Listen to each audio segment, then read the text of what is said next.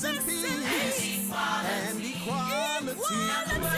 Definitely. Game Changers Magazine, Game Changers Media Network, Voices of the Village podcast, where change starts with conversation. And today we have the Grovers from Dusty Myles Dream Big Farm. Also D&S Plumbing. Yes. Everybody know y'all from D&S Plumbing. Right. So how you guys doing? Doing good. Blessed. Doing real good. Man, we had a phenomenal time on the farm yesterday, man. The burgers, the smash burgers. My daughter said, "Hey, man, Danny, the smash burgers that you cook," she was like, "Dad, those burgers are better than yours." Well, yeah, they was telling me that after on the dock, and I was like, "Shh, don't tell your dad." Man, yes, man. Tell me about the initiative. I want to remove that word because we talked and we said that we called it an initiative, and what I saw was a plan to help people. Ashley, tell us what happened and tell us what started the Dusty Myles Farm.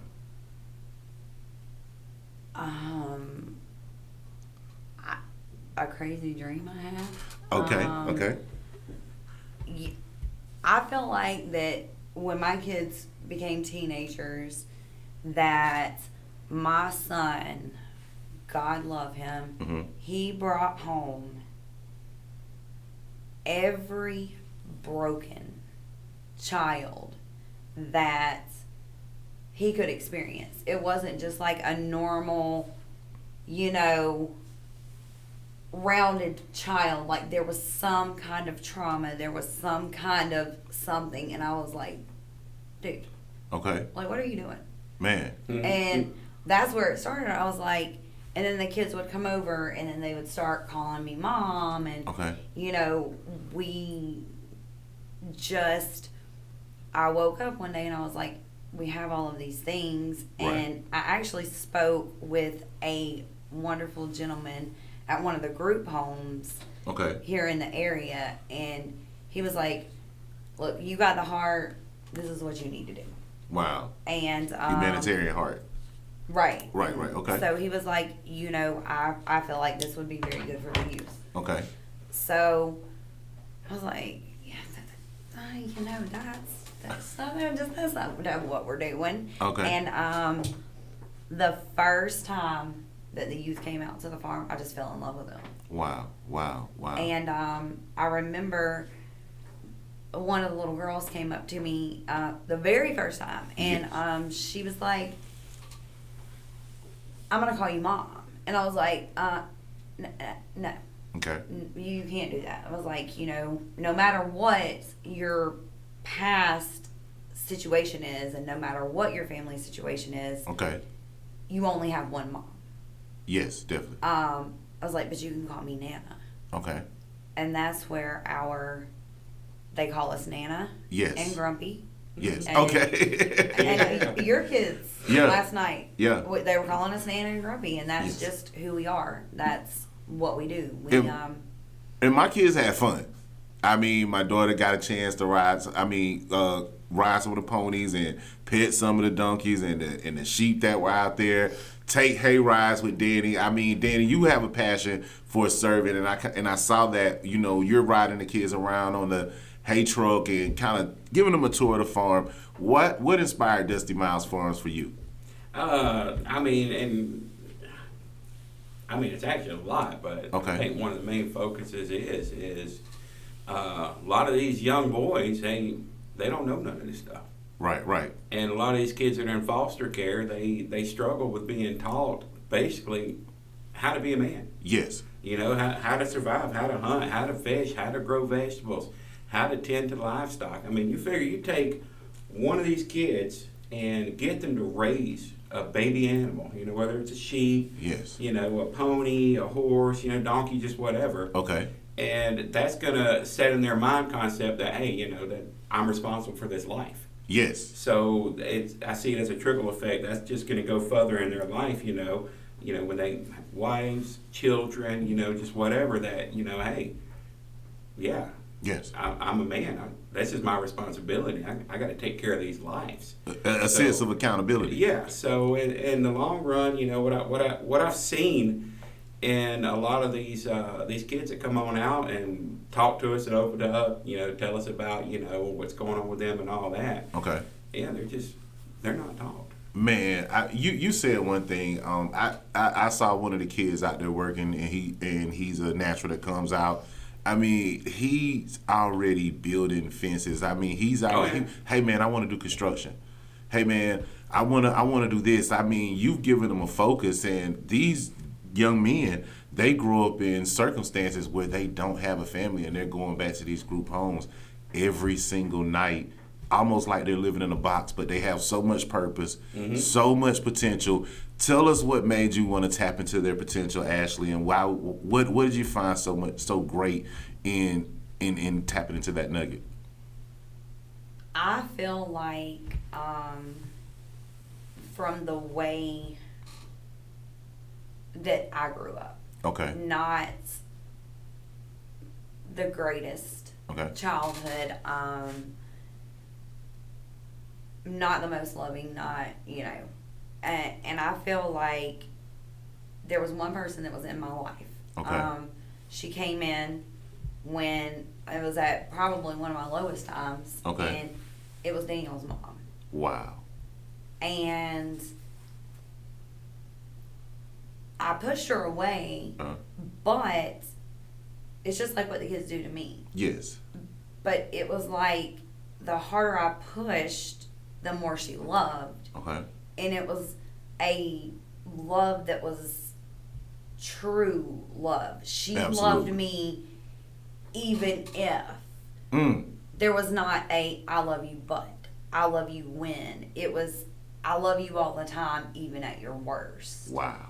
And that's why 100% I do have the kids come out, because I feel like you feeling true love and a true connection to a person can absolutely change the whole trajectory of your life. Okay.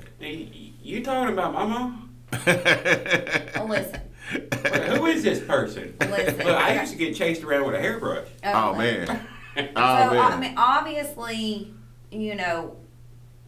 a lot of growing was done before I came into Daniel's life. He didn't have the best childhood. Okay. Neither of us did. Okay. But from that trauma, from that uncomfortableness, from just things that you experience, you don't talk about them. Right. You work through them. And there are two streets that you can take, and you have to get to that path. Are you going to be a victim of your circumstances, or are you going to push beyond that and be bigger and better than any of those people ever told you could be? Right. And we're going to be the latter, and we're going to be better, and we're going to teach and touch people's lives. And some of the children are just there for a very short period. Right. We only get to see them one or two times. Definitely. However, those one or two times that they get to come out, I hope that the love that I show them is a changing factor. Wow. And you don't know. But we do have children that have came in to our lives, the youth. And they have aged out or reunified, or just signed themselves out. And we still have a very wonderful relationship with them. We had one of the boys come out. He's not a boy anymore. Gosh, he's 20. He's a big boy now. Has a job, but he came out to the farm and did the same things that he used to come out to the farm and do. Just like when he was 15, it was just like going back into that nurturing, I love you, just connection that we have built. And there are two girls that were very big parts of our lives, and one of them has had a baby. Okay. And she keeps us updated on, what's going on with the baby. Right. And then there's another one that was reunified. Okay. And she's been out, and we still have that great connection. Man, that is phenomenal. Now, Danny, you talked about giving the boys tools for like success and how to be a man, and a lot of kids that grow up in that single parent home or without parents, they instantly get in survival mode. How are you connecting with these young men? Because a lot of times they walk in with a chip on their shoulder, like they can't trust anybody. How are you building that rapport? Yeah, that's kind of just really a time thing. Okay. I mean, because a lot of these kids. I mean, I just had a conversation with one of these kiddos that we're talking about. How his childhood and growing up. In the system and all that good stuff. How he was always pushed to the side. People always left. All that good stuff. So he has major trust issues. Wow. And it took a long time for him to even, open up a little bit and start, being a little closer to us, as in, with the animals, with doing anything hands-on at the farm, anything like that. And I think it just depends on the kid. Okay. It just depends on their mindset at the time they first come out. How bad are their trust issues? Wow. I mean, how are we going to be able to get through to them? They're going to open up a little bit and say, hey, okay, what you doing today, Grump? I'm like, I'm going to go over here and, fix this fish. Can I come with you? I'm like, man, I'd love for you to come. Let's go. Absolutely. And speaking of fish, man, I know one of the kids, he mentioned to me that he was a high school dropout, right? Mm-hmm. But I look over at, as I'm talking with you guys, fellowshipping yesterday and speaking to some of the kids that were there, this young man is helping my son catch his first fish. Right? Yeah. So what I saw was leadership in the young man. He told me, he said, man, I said, what grade you in? He said, man, I'm a high school dropout. I said, what do you want to do? He said, man, I want to do construction. I want to build things, And he's like, when you look at it, man, you can see that realness in him, that he's a genuine person. He's just been put in a bad situation. Now, Nana, you have to rub people on the shoulder. I know Danny's building everybody up and he's giving them a hands-on experience on this farm. Now, what I see you guys doing is mentoring. So you have to kind of like what we call is educate the mind in Streets of Gentlemen. You have to kind of get the mind right. What tactics are you taking to kind of bridge that gap before they get with Danny so they can say, hey, we trust Nana and Grumpy? I love them. Okay. Yeah, that's pretty much it. Wow. That's it. Just show them we care.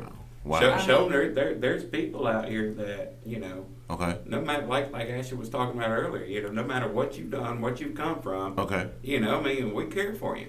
Absolutely. We want you to be successful. Wow. And as entrepreneurs, I'm pretty sure some of the guys that have come through your mentoring program, this experience of Dusty Myles, they now are apprentice or they possibly work for you. Am I correct? I believe one young man does work for you, right? Mm-mm. Okay, doesn't work for you. Are you building them up to work for you or something like that? It just depends on what they want to do. Okay. A lot of these kids, when they age out, and this is real conversation I have with them. Okay. We had one kid that was gonna adopt him and come live with us, and he came over. We had a long conversation with him. And he was telling us about the programs that they have about continuing through college, helping them get stabilized and get, basically him out on his own. Okay. And, teaching the financials, and all that. But I think it's a little late for that once you're aging out. I mean, I think that stuff needs to be taught when they're younger. Absolutely. I 100% agree, man. Yeah, absolutely. But, we had that long conversation with them and, we were honest with them. We're like, you're more than welcome to come here. Man, we'll sign the papers. But this is what I can offer you. Okay. I mean, you got the farm. You know how we operate out here. Right. I can get you into plumbing because that's what I know. Okay. I know a lot of other business owners. Whatever avenue you want to go, I can help you get there. Right. But I can't pay for college. I just don't have funds for that. Okay. Unfortunately. Okay. And if they age out, or either we adopt. A lot of times that cost falls on us. Yes, not yes, all of yes. it, but Okay. a lot of it does.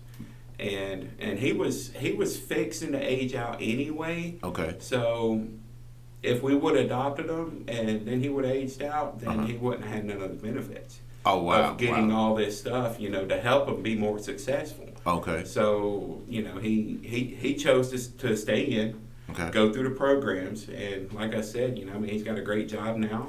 He Has a car. Yeah, he's got a car now. That's what's up. He has an apartment. He showed it to us. He's got an apartment. He's fixing to get out of the apartment and get into a house with some other kids that are through the same system. Oh, he did. He did it. Oh, he already done it yet? Yeah, okay, so now he's in a house. Wow. Well, I think it's a townhome. Okay. And with some other kids, and they're all, they're paying the rent. Okay. Surviving, doing all the good stuff like they're supposed to. Wow, that's phenomenal, man. We got to go to a commercial break so we can recognize some of our sponsors. Phenomenal story, Dusty Myles, Dream Big Farm, and helping people, man, doing the things that they love to do with a compassion in their heart. You guys, shout out to South Atlanta Family Law Firm. Also, shout out to a New Well Adult Daycare Center on Rock Quarry Roads. A New Well of Hope, Miss Rhonda Crockett, her phenomenal staff, helping adults who deal with IDD. And also, we want to give a shout out to MNB Justice. That's Miller, North and Brill Law Firm, the best defense. You guys stay tuned. Game Changers Magazine, Game Changers Media Network, Voices of the Village podcast, where change starts with conversation. Ease up. And equality.